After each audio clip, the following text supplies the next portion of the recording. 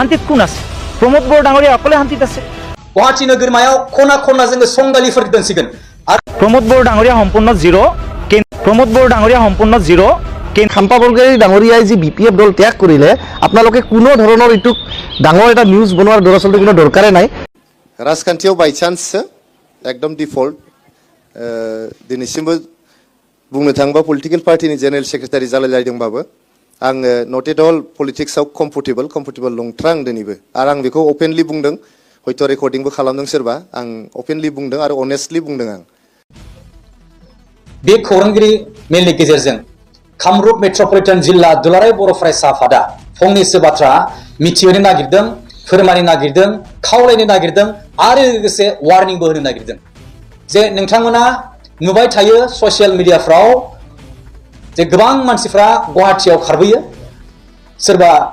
गुबुन हिन्जाव हौवाजों खारबोनाय सोरबा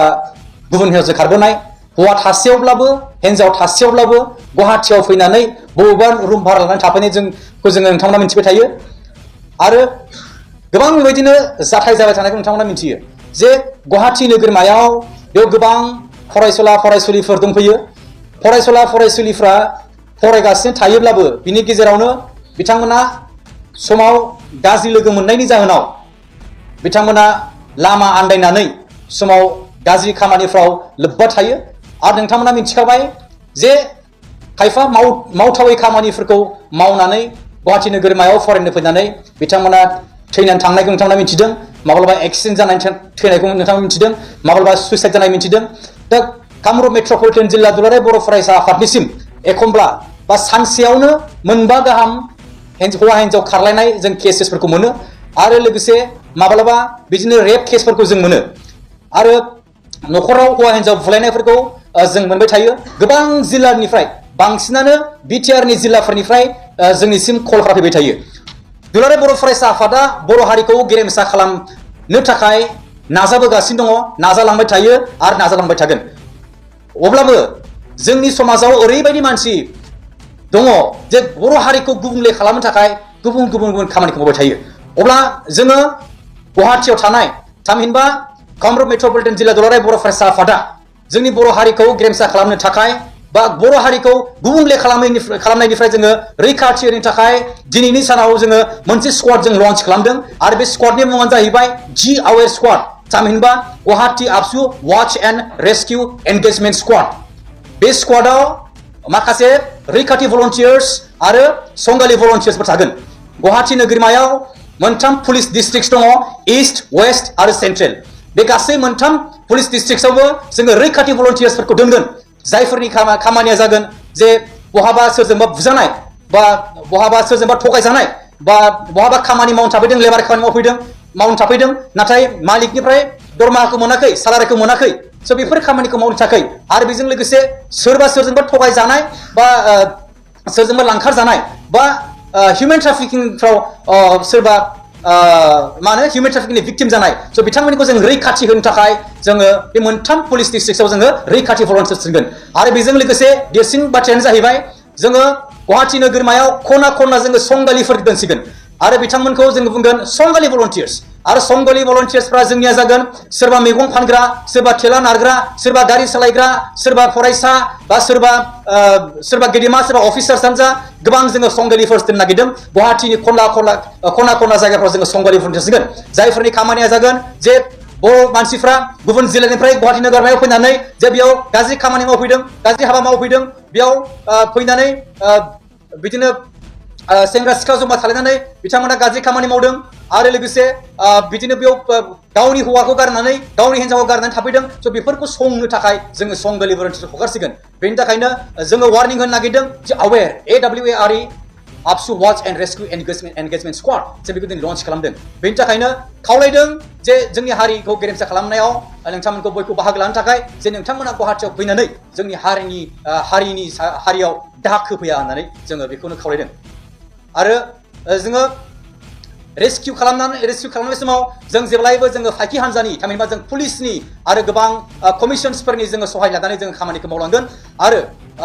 गोबां समावनो जोङो बर' हारि होननानै जों अनखाङो जे बर' हारि होननानै बेबो जोंनिनो बर' मानसि जे बर' फिसा होननानै जों अनखांनानै जोङो खेमा होयो गुवाहाटीयाव जोङो बुवा अन्नानै गावनिनो बर' मानसि होननानै नाथाय जोङो बेबायदि बेसेबां गोबाव सैना थाबावनो बेसेबां गोबाव जों सहायबावनो जोङो सानबाय जे बिथांमोनखौ जोङो बुवालाबानो बर' होननानै अननायजों जानाय नङा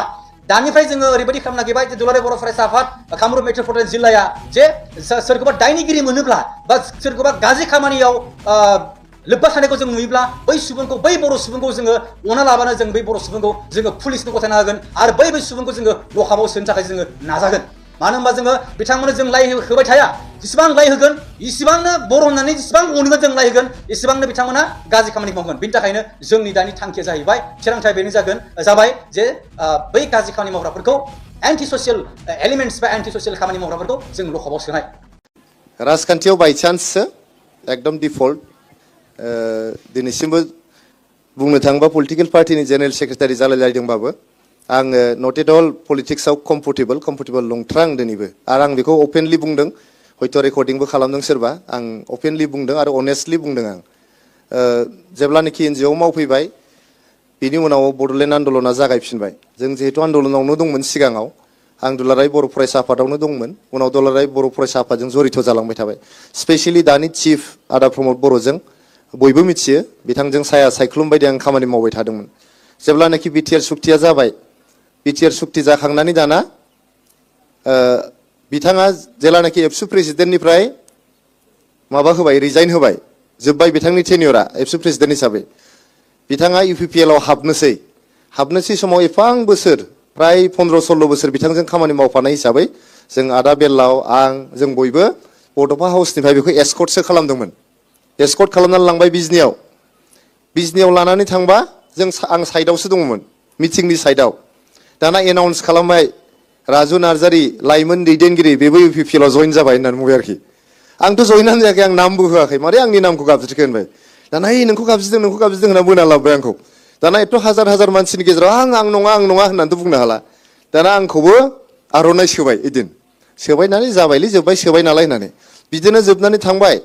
प्राय एक सप्ता उनाव आङो दिल्लीयाव दंमोन बे दिगम्बर नार्जारि आदा आं सानैजों जों दिल्लीयाव मोनसे मिटिंआव दंबाय थायोमोन मोनानि 9टासो समाव बे आदा प्रमद बर' आंखौ फन हरबाय कंग्रेचुलेसन सेक्रेटारि साहाब जाहरबाय आंखौ हाब मानि सेक्रेटारि होनबाय आं मानि सेक्रेटारि होननानै नों इउपिपिएलनि सेक्रेटारि जाबायब्रा आं प्रेसिडेन्ट जाबाय आरोखि बागानपारायाव माबा मोनसे मिटिं दंमोन आं मिटिंआवनो गैयामोन आंखौ सेक्रेटारि दोनबाय ओमफ्राय आं होनबाय बे बोरै सम्भब आंथ' गैयानो आं बोरै सेक्रेटारि जानांगौ आंथ' रोङाबो जेबो पलिटिक्सनि होननानै आं जानो हानाय नङा जाबाय औ आंखौ नाख्लाय हरनानै नों जायाना नों जानांगोन जाबाय दाना आदा प्रमद बर'आ दा बेबायदिनो उनाव इलेक्सननि दोहौआबो फैबाय उफाय गैया दे खनसे मावनानै होनसै होननानै मावनानै दाना दिनै बुंजाबाय अबस्से सानसेखालि नैबे सांग्रांनि न'आ बेयाव थाजेनबाय थानानै अखानायै ना माला चिफ सारा बाव थाबाय आङो बेजों गारियाव गाखोनानै थांबा सेक्रेटारियेटसिम आदा प्रमद बर'खौ होनबाय आं आदा होननानै दाथ' इलेक्सनाबो जोब्बाय गभर्नमेन्टआबो दाबाय नों चिफ जाबाय नोङो पलिटिकेलि मावलांदो आं ससियेलि मावनोसै सानैजों हेल्प होलायबाय थानोसै खिन्थु नों पलिटिकेलि थांदो आं ससियेलि थांसै होननानै बिदि होनबा बियो एकदम बोरैबा खाफालाव हमनानै सांग्रांनि न'निफ्राय सेक्रेटारियेटसिम जेबो बुंलाङाखिसै मोदैल' गबाय मानसिया सेक्रेटारियेटआव सहैग्रोमोन आं ओंखारनानै आंखौ मा खालामनो नागिरदों नों होनना बुंबाय आरो ओमफ्राय आं जेबो होननो हायाखिसै उनावहाय चिफनि चेम्बारनिफ्राय दसे थानानै आं फैबाय बिनि सानथाम उनाव आंखौ दिल्लीयाव लानानै थांबाय फुंनि 2:30सिम बुजायबाय आंखौ मोनसे क्लेरिजेस होननाय 5-स्टार हटेल दङ दिल्लीयाव फुंनि 2:30सिम बुजायबाय मानो पलिटिक्सआव थानांगौ उनाव बिथांनि खोथाखौनो मान होनानै दे होमबालाय नोंहा मोजां जायोबा समाजा मोजां जायोबा आं थानोसै होननानै थानाय जाबाय आरो दासिम प्रमोद बर' डाঙरीया सम्पूर्ण जिरो केन्द्रीय सरकाৰৰ পৰা আহিব লগা যিখিনি ধন বিটিচিয়ে পাব লগা যিখিনি ধন সেইখিনিও তেখেতে আদায় কৰিব পৰা নাই বিটিআৰ চুক্তিখন 5 বছৰ পাৰ হৈ গ'লেতো সফল ৰূপায়ণ তেওঁ কৰিব পৰা নাই এটা দফাও কাৰ্যকৰী কৰিব পৰা নাই গতিকে সম্পূৰ্ণৰূপে জিৰো হৈ আছে প্ৰমোদ বৰ ডাঙৰীয়াই আৰু আমাৰ মাননীয় সভাপতি হাগ্ৰাম মহিলাদেৱে কোৱা ধৰণে প্ৰমোদ বৰ ডাঙৰীয়াই কেইটামান স্পীড ব্ৰেকাৰহে বনাইছে আৰু এই কথাটো আৰু আমি যদি বিশ্লেষণ কৰোঁ প্ৰমোদ বৰ ডাঙৰীয়াই বিটিচিৰ উন্নয়নৰ ক্ষেত্ৰতে হেঙাৰ হিচাপে থিয় হৈছে অৰ্থাৎ স্পীড ব্ৰেকাৰ হিচাপে থিয় হৈছে তেখেতে দিল্লীৰ পৰা ৰাজ্যৰ পৰা তেখেতে উন্নয়নৰ পুঁজি ইয়াত আনিব পৰা নাই যাৰ কাৰণে বিটিচিখন পিছুৱাই গৈছে আমাৰ যিখিনি ৰাস্তা ঘাট বিভিন্ন দলং হাগ্ৰামা মহিলাদেৱে বনাই থৈ গৈছিল আপোনালোকে জানে প্ৰায় 3000 কালভাৰ্ট বনাইছিলে ছাৰে প্ৰায় 1000 ডাঙৰ দলং বনাইছিলে সেই দলংবিলাক আৰু ৰাস্তা ঘাটবিলাক যে বনাইছিলে প্ৰায় 4000 কিলোমিটাৰ ৰাস্তা বনাইছিলে সেইখিনি মেৰামতি কৰাতে বিফল হৈছে আচলতে প্ৰমোদ বড়ো ডাঙৰীয়াই। আৰু হাগ্ৰামা মহিলা দলে বনাই থৈ যোৱা যিখিনি আপোনাৰ বিভিন্ন অনুষ্ঠানবিলাক আছিলে সেইবিলাকৰ ৰিপেয়াৰিঙৰ নামত, মেৰামতিৰ নামত এটা লুণ্ঠন ৰাজ চলোৱা আমাৰ পৰিলক্ষিত হৈছে। অকল বেঞ্চাৰ শিক্ষক তেখেতসকল অশান্তিত আছে, যিসকল টেট পাছ কৰা আমাৰ যুৱক যুৱতী তেখেতসকল অশান্তিত আছে, যিসকল আমাৰ কণ্ট্ৰেক্টৰ আছিলে BTCৰ সেইসকল অশান্তিত আছে, আজি আমাৰ যিসকল আন্দোলনকাৰী আছিলে আজিৰ তাৰিখত তেওঁলোকে জেলত আছে, তেওঁলোকো অশান্তিত আছে, তেওঁলোকৰ পৰিয়ালৰ মানুহখিনি অশান্তিত আছে, যিসকল শ্বহীদ হৈছে বলিদান দিছে তেখেতসকলৰ পৰিয়াল আজি অশান্তিত আছে। শান্তিত কোন আছে? প্ৰমোদ বড়ো ডাঙৰীয়া অকলে শান্তিত আছে। কাৰণ প্ৰমোদ বড়ো ডাঙৰীয়াই তেওঁৰ একাংশ যিসকল ভুৱে বাৰে থকা ব্যক্তি তেখেতসকলক লৈ যি কমিশ্যন ৰাজ চলাই আছে, আপোনালোকে দেখিছে যে ধাৰাবাহিকভাৱে ডাম্পাৰৰ পৰা টকা সংগ্ৰহ কৰিব আৰম্ভ কৰি বিভিন্ন ধৰণৰ গুণ্ডাৰাজ, লুণ্ঠন ৰাজ, ধন দাবী এইবিলাক ত্ৰাসৰ সৃষ্টি কৰিছে, যাৰ কাৰণে ৰাইজে ইতিমধ্যে সিদ্ধান্ত লৈছে যে ইয়াৰ পৰা পৰিত্ৰাণ পাব লাগে আৰু BTCত নতুনকৈ হাগ্ৰামা মহিলাদেৱক শাসনত আনিব লাগে। আমি শুনিবলৈ পাইছোঁ আৰু দেখিছোঁ প্ৰায় এমাহতকৈ বেছি সময় ডাম্পাৰখিনি বন্ধ হৈ আছিলে। কিয় বন্ধ হৈ আছিলে? যে ধন দাবী কৰা হৈছিলে, প্ৰতিখন ডাম্পাৰৰ পৰা টকা বিচৰা হৈছিলে, যাৰ কাৰণে দীৰ্ঘ প্ৰায় এমাহ সময় ডাম্পাৰখিনি বন্ধ হৈ আছিলে। ইয়াত সম্পূৰ্ণ কুৱাইবিলাক বৈধ চালান থকাৰ পিছতো তেওঁলোকে বন্ধ কৰি ৰাখিব লগা হৈছিল। এতিয়া শেষত বাধ্য হৈ পেলাই তেওঁলোকে যিহেতু পেটত গামোচা বান্ধি থাকিব নোৱাৰে, শ্ৰমিকসকলে কাম কৰিব লাগিব, আৰু এই যিসকলে আপোনাৰ বৈধ চালান আনিছে তেওঁলোকৰ যথেষ্ট খৰচ, এইবিলাক যথেষ্ট প্ৰচেছ থাকে, গতিকে তেওঁলোকে 2000 টকা গুণ্ডাৰ টেক্স দি হ'লেও আজিৰ তাৰিখত কিন্তু তেওঁলোকে কাম কৰি আছে। গতিকে চৰম দুৰ্ভাগ্যজনক কথা। আৰু ইয়াৰ মিডিয়াৰ যিখিনি কথা বতৰা আহিছে তাৰ ওপৰত তদন্ত হোৱাটো আমি বিচাৰিছোঁ। প্ৰমোদ বড়ো ডাঙৰীয়াক মাননীয় চিফ তেখেতক অনুৰোধ জনাইছোঁ যে ইয়াৰ কাৰণে এটা তদন্ত তেখেতে কৰিব লাগে। যিখিনি অবৈধ কুৱেৰী আছে সেইখিনি বন্ধ কৰিব লাগে। আৰু এইটো কাৰ ইংগিতত হৈ আছে এইটো আপোনালোকে সকলোৱে জানে যে ইয়াত যিগৰাকী EM ৰঞ্জিত বসুমতাৰী ডাঙৰীয়া তেখেতৰ প্ৰত্যক্ষ সহযোগিতা, তেখেতৰ একেবাৰে মিলা মিছা হৈ পেলাই এইবিলাক কাম কৰি আছে। যিখিনি অবৈধ খনন ইয়াত চলি আছে সেইখিনি বন্ধ হ'ব লাগে। কোনো কাৰণতে আজি গৰাখহনীয়াৰ যিটো কালৰূপ বেকিয়ে লৈছে আৰু ইতিমধ্যে বান্ধ খহি যোৱা নিউজো আমি বাতৰি পাইছোঁ, গতিকে সেইবিলাক ষ্ট্ৰিক্টলি তেওঁলোকে বন্ধ কৰিব লাগে। আৰু এই ক্ষেত্ৰত প্ৰমোদ বড়ো ডাঙৰীয়া চকুমুদা কুলিৰ ভাও জুৰিছে, চৰম দুৰ্ভাগ্যজনক।